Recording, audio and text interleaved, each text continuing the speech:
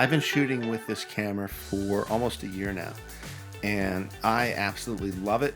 I bought this camera with the intention of it being a secondary camera to the Blackmagic production camera 4K. I needed something that had a higher frame rate, at least 50 frames per second. This has 50, 60, you can do 120 at 2K resolution, which is fine.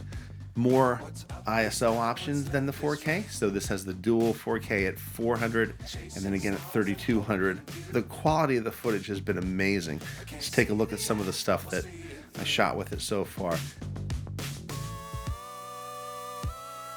What I found worked the best is shooting in RAW. Don't let that scare you away, as I know RAW takes up a lot of file space and cards are expensive. It's not to compensate for poor composition or poor lighting. It just makes the picture that much better. ND filters is another huge thing with this. I don't think I'll ever get a camera that doesn't have built-in ND filters.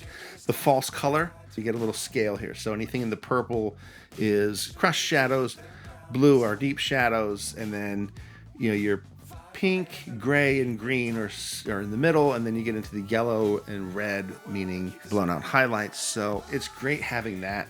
The focus peaking is another great feature. A lot of cameras have that. This does take stills, and it takes them in RAW, which they look great. I'm not using this as a stills camera. I still use a Canon to do still photography with. So it has two mini XLR ends. This is actually going directly into the camera. I came from sort of the professional audio background, and a lot of people will say, don't put the microphone directly into the camera. It works fine. You can extract the audio, put it through Audition. I know people don't like the heavy, bulky camera. I do. I feel like if I have a camera that has a little bit of meat and bulk to it, it's a little easier to handle and grip and stabilize. You don't have to go into submenus and pick things. It's all touchscreen. Your ISO, your shutter speed, white balance, everything is right there. It's a really easy menu. It took me about a day or two just to get acclimated to the menu settings. So you have three options for media storage. You have an SD card. We're going to take that out of the equation because that does nothing. If you're shooting HD like 1080, maybe, but you're not going to be able to shoot anything in 4K for any length of time on an SD card. So let's take that out of the equation. Next, you have a CFast card, which is great. It's a good solid card, but they're expensive as all heck. I think I paid close to $300 for a 250 gig card. I saw a 1 terabyte card on Amazon that was $600. Let's talk about the third one, a portable SSD drive that thunderbolts in to the camera.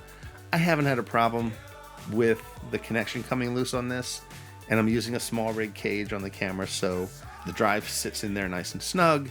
In most situations that I'm filming, it is a production, so I can check the footage before we move on.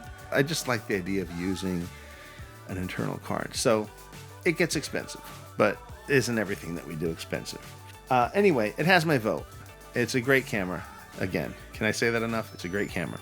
Are you using the Blackmagic Pocket Cinema Camera 6K Pro? What are your thoughts on it? Do you have any other Blackmagic cameras that you like? I'd love to hear from you. And thank you so much for watching. It really means a lot. That if you've made it this far, it means a lot to me. Thank you so much. And let's go out and make some great art, everybody. Thank you.